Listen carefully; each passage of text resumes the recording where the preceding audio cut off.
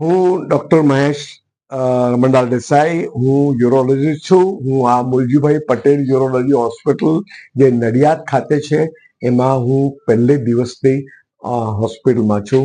આ આપણને આ એવોર્ડ ફોર્ચ્યુના ગ્લોબલ એક્સલન્સ એવોર્ડ મળ્યો છે.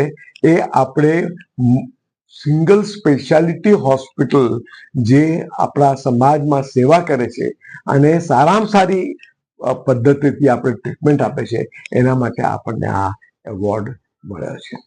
આ એવોર્ડ મળ્યો એ આપણને દુબઈમાં મળ્યો અને એમાં લગભગ 80 જેટલી કન્ટ્રીઓ જે છે એમાંથી અમુક લોકોને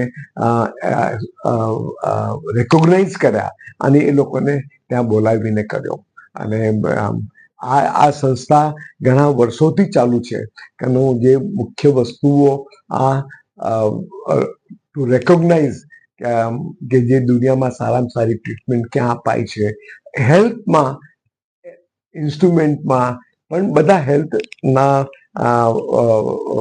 જે કામો છે એના માટે આ હોસ્પિટલ 1978ની અંદર સ્થાપના થઈ અને ઉદ્દેશ્ય એ હતો કે ફક્ત કિડનીના રોગો જે આપણે ત્યાં ઘણા વધારે છે એના માટેની આ સિંગલ સ્પેશિયાલિટી હોસ્પિટલ ડેવલપ થઈ.